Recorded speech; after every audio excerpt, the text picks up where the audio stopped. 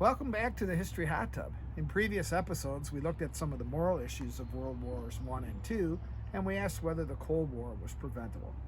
In digging around, it occurred to me that whatever your take on these issues that I raised, at the root of a lot of the horror, threats, environmental, and economic chaos of the last 100 years is a pesky and often misunderstood construct that itself is less than 200 years old. So in this episode, and in the two that follow, I'm going to take a look at nationalism. Despite its relatively brief existence on this earth, it's possible to blame a whole lot of human misery on it. Because of that, it is a worthy goal to try to understand better. Today, I want to look at the origins of nationalism as it developed in the 19th century. Because it plays such a central role in the way we think about the world today, I gather that most people accept nationalism as something that has defined man's relationship with the state forever. And that's true if you define forever as about 200 years. In the episodes that follow, we'll take a look at two devastating wars in which nationalism could be rightly blamed for the deaths of hundreds of thousands of people. Granted, these numbers don't add up to the millions who died in World Wars I and II under the forces of nationalism, but these two wars, the Franco-Prussian and the Russo-Japanese, provide a gory roadmap to what was to come. Prior to the rise of the nation-state and its political fuel, nationalism, people throughout the world had a much more tangible connection to the power elite in their lives. As a serf, you owed your allegiance to your landowner. As a tribesman, to your chief. A samurai or a knight, to your lord. Granted, you probably had little or no influence over this person who controlled much of your life, but in theory, you could reach out and touch him. Not so with nationalism. There's no way to reach out and touch a nation. It's completely a construct of the human mind. It isn't hard to see why it began to develop, especially in Europe. As the power of the Catholic Church began to crumble after the Reformation, people's loyalty was very much divided. With the emergence of alternative paths to heaven, an individual's faith often came into conflict with the political and or religious views of the local lords and kings.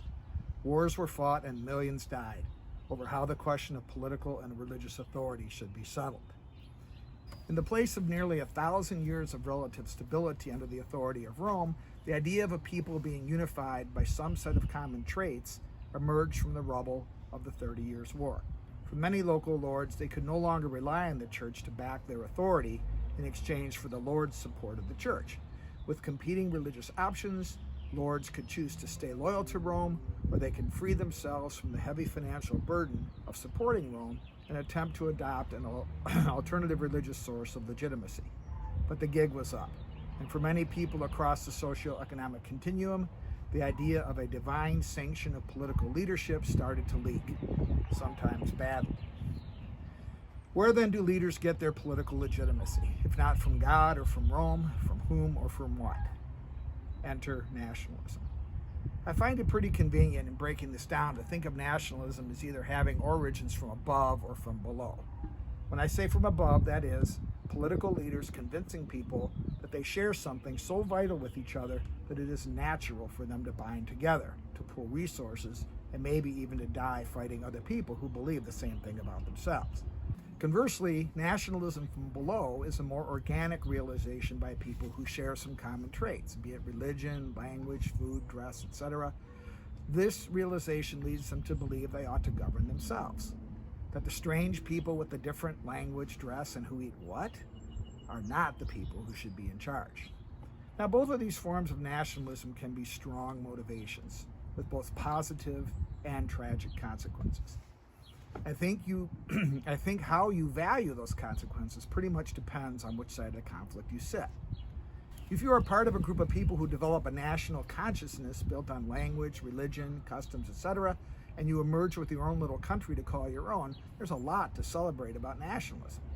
On the other hand, if you just saw half of your country split away to form a viable political and economic rival, you might see things in a very different way.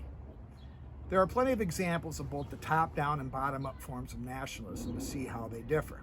It's pretty easy to see the rise of fascism in Italy and Germany and the rise of Japan leading into World War II as prime examples of people being convinced by elites that Italy or Germany or Japan was worth dying for. And along the way, committing horrendous atrocities that a person would be quite unlikely to do on their own without some unifying and motivating principle behind them, these were also worth doing. Bottom-up examples also abound. In the Balkans, in India, in the Middle East, etc., groups continue to emerge claiming a legitimate right to upset the status quo because their group is entitled to rule itself. So what exactly is a nation? As I claimed earlier, it is nothing more than a construct of the human mind. You can't touch it, talk to it, or fight it. The nation exists only because we choose to believe it does. The two most influential 19th century writers on this subject were the Italian Giuseppe Mazzini and the Frenchman Ernest Renan. Mazzini's essay on the duties of man, addressed to working men in 1858, lays out the essential argument why Italians are simply better people than the rest of Europe. In a sense, his argument can and has been used by any nationality to justify their greatness. When people come to believe this, it is pretty easy for leaders to take advantage of that feeling to pursue political ends, regardless of the morality of those ends. At the time Mazzini is writing, there is no Italy. Students are often surprised to know that for all the relative newness of the United States, it existed for almost 100 years before Italy became a country in 1870. The same is true for Germany, which did not become Germany until 1871. Japan as well was a fractured island under the control of multiple daimyo before being pulled together as a modern nation around the time of the American Civil War. But writing in the 1850s, Mazzini sees the potential for a united Italy. He invokes the will of God as the architect of the Italian nation. He criticizes the arbitrary divisions of people based on mountains and rivers, which became the artificial boundaries that separate people who should be part of the same nation. In his essay, Mazzini implores Italians to recognize that God intended them to be united into a single country. He uses language and religion to try to make a common sense argument for an Italian nation united in the cause of bringing greatness to all of humanity. This lengthy quote will summarize how Mazzini defines a country. It is only through our country that we can have a recognized collective existence. Humanity is a vast army advancing to the conquest of lands unknown against enemies both powerful and astute. The peoples are the different corps, the divisions of that army. Each of them has its post assigned to it and its special operation to execute. And the common victory depends upon the expectitude by which these distinct operations are fulfilled. Disturb not the order of the battle. Forsake not the banner given to you by God. Wheresoever you may be, in the center of whatsoever circumstances people may have placed you, be ever ready to combat for the liberty of that people, should it be necessary. But combat in such wisdom that the blood you shed may reflect glory, not on yourself alone, but on your country. Say not I, but we. Let each man among you strive to incarnate his country in himself. Let each man among you regard himself as a guarantor, responsible for his fellow countrymen, and learn so to govern his actions as to cause his country to be loved and respected through him. Your country is a sign of the mission God has given you to fulfill towards humanity. The faculties and forces of all her sons should be associated in the accomplishment of that mission. The true country is a community of free men and equals, bound together in fraternal concord to labor towards a common aim. You are bound to make it and maintain it such. The country is not an aggregation, but an association. Mazzini goes on to invoke the greatness of the Roman Empire and the greatness of the Catholic Church centered in Rome as proof that Italians are best suited to bring greatness to all of Europe. Kind of makes you want to run through a wall for good old Italy, doesn't it? Renan's What is a Nation remains the most widely accepted description of what makes a nation. Written after Mazzini, Renan debunks many of the ideas that Mazzini had. He runs through a systematic analysis of why religion, language, race, etc. are not useful in defining a nation. Interestingly, he often uses the United States to make his point. Even today, it's pretty hard to find any common feature that Americans share, and yet no one would deny that the United States is a nation. Here, Renan lays out his main argument.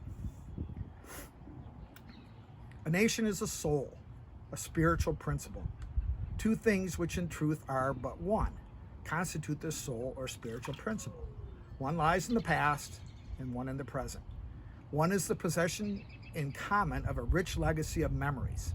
The other is a present-day consent, the desire to live together, the will to perpetuate the value of the heritage that one has received in an undivided form. Man, gentlemen, does not improvise. The nation, like the individual, is the culmination of a long past of endeavors, sacrifice, and devotion.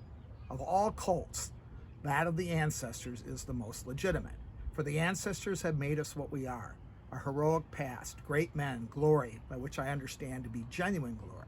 This is the social capital upon which one bases the national idea, to have common glories in the past and to have a common will in the present. To have performed great deeds together, to wish to perform still more of these, are essential conditions for being a people. One loves in proportion to the sacrifices to which one has consented, and in proportion to the ills one has suffered. One loves the house that one has built, and the one that has been handed down to him.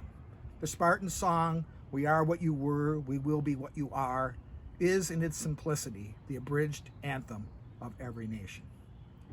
In essence, Renan argues, it doesn't matter whether you're wearing a black shirt, a red shirt, or a brown shirt.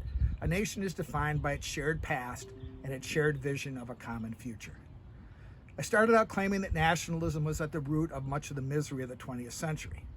Of course, the byproduct of nationalism doesn't always have to be a devastating war or the disintegration of existing political units. Sometimes it results in sporting events deemed more worthy of television coverage because the contestants were born in my country. Sometimes a tragic plane crash is far less tragic because, quote, there were no Americans on board. And even as I film this during the COVID-19 pandemic, some people take comfort in knowing that my country is doing a better job containing the disease than your country. It's a strange thing to root for. We'll see you next time in the History Hot Tour.